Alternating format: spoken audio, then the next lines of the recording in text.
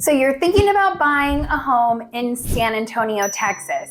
In this video, Steve and I are going to go over 7 factors that we have identified that will help you decide whether pre-owned or new construction is right for you and your family. We have had over 23 years of combined experience in real estate and have found that these 7 things are the key factors that really help you decide which is best for you and your family to focus on, new construction or pre-owned. We're gonna get after it right now.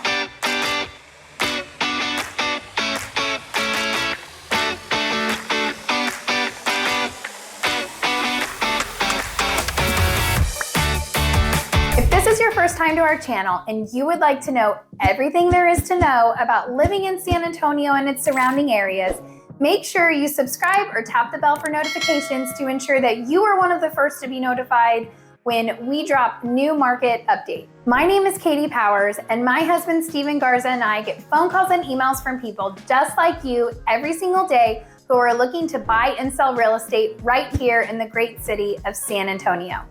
Whether you're 6 days or 6 months away from making that move, we would absolutely love to hear from you.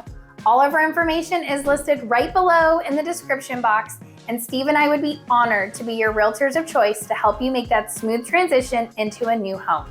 Now let's get after the 7 factors that Steve and I have identified as important things to compare and think about when considering new construction and pre-owned.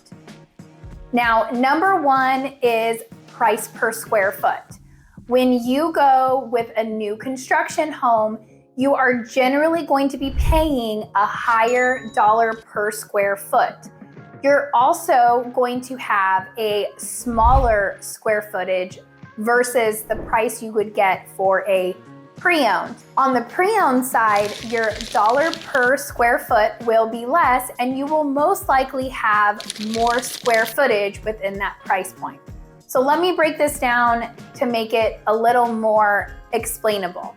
If you are shopping for a new construction home and your budget is $400 to $450, you're generally gonna see a 3 to 4 bedroom house with a 2.5 bath with anywhere between 2,000 to 2,700 square feet. Now, if you go pre-owned with the same budget of $400 to $450,000, you're looking at a much larger home, closer to 3,000 plus square feet in that budget, and will most likely have 4 bedrooms at minimum.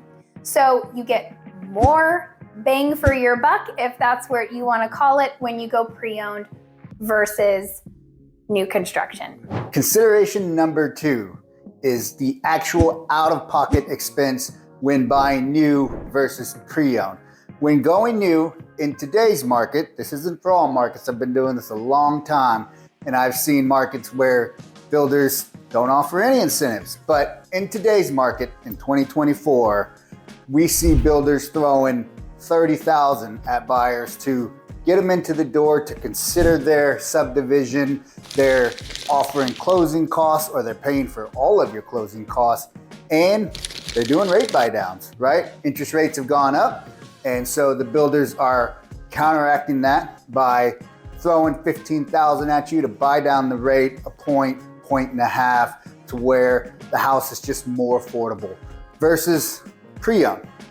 On the pre-owned side, you can ask the seller for seller contributions, but we're not seeing it as the norm, right? You can ask, some sellers are even offering $5,000, but when you walk into a new home community, you already know, hey, Mr. Builder, what is my incentives? $30,000. So your actual out of cost can be cheaper going new because the builder is picking up that tab when it comes to the closing costs. And I'll even add to that point that Steve just made, some builders are throwing in blinds, refrigerator, washer, dryer, and in some cases, builders are even willing to buy you out of your lease. So if you have 2 more months on your lease, they will pay whatever your rent is for 2 months or give you a lump sum to pay off that lease. So right now, it really just follows supply and demand. In 2021, builders were not giving those incentives because there was low inventory and high demand. Right now, we're in the opposite of high inventory and low demand. So high supply, low demand. It just depends on the market, but some food for thought there. Generally, when you buy a pre-owned, you already have blinds or a refrigerator. So just some extra food for thought. Number 3 is location. So when you're looking in the San Antonio area, now again, Steve and I's experience is in San Antonio and surrounding areas. I cannot promise you that these factors are relevant outside of our market. But in our market in San Antonio, when you are looking for a new build, you are generally having to go on the outskirts of San Antonio.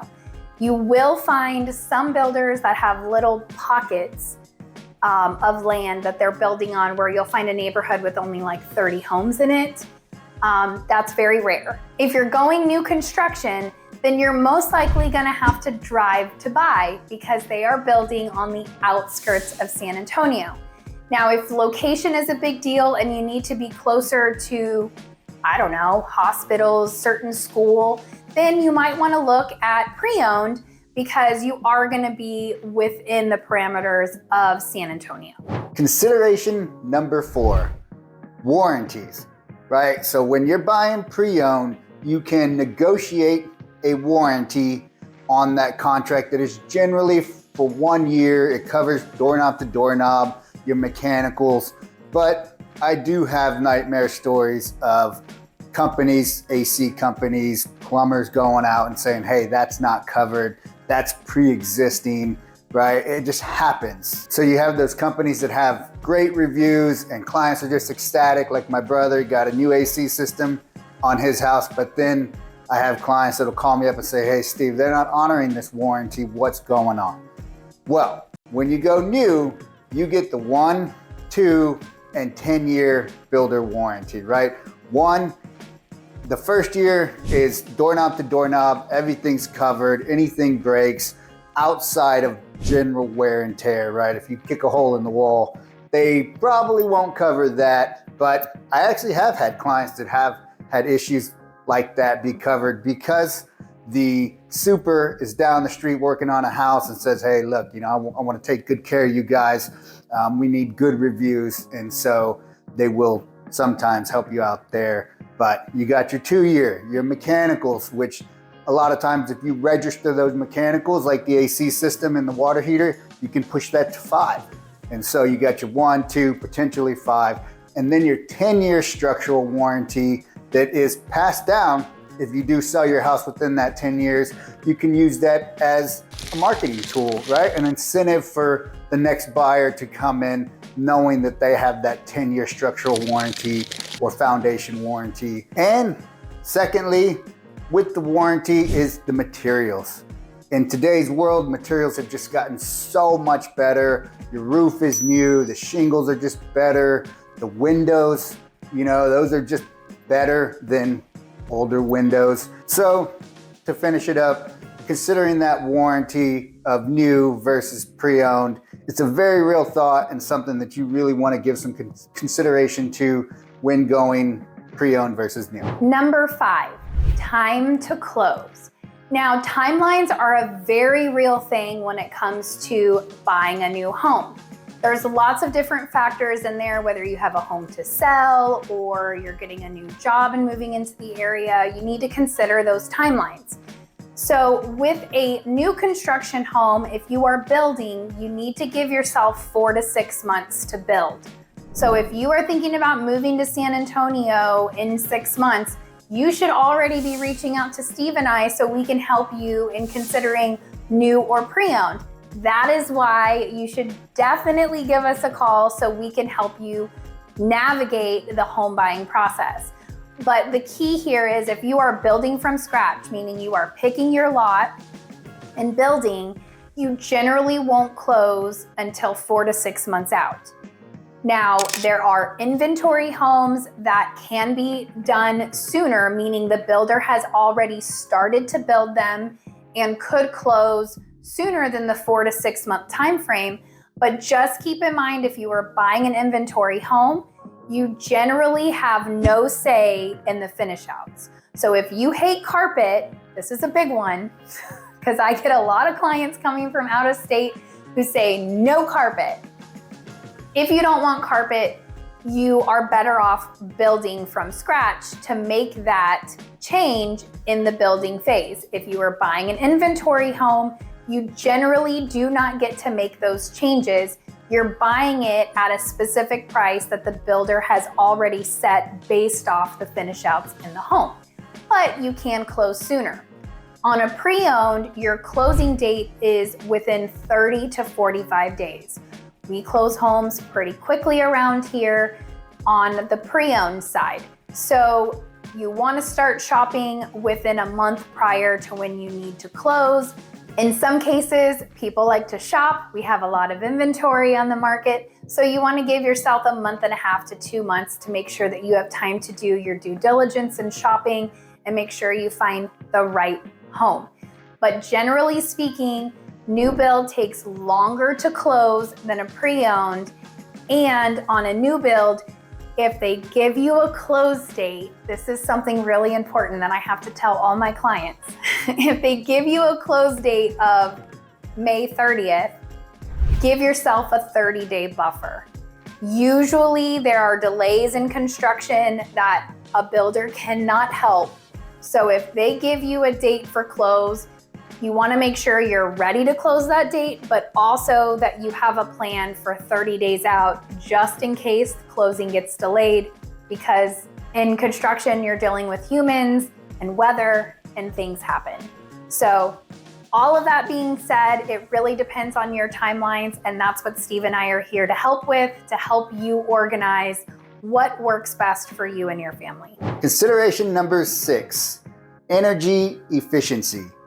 When going pre-owned versus new, you always want to consider the energy efficiency of the home itself. New windows.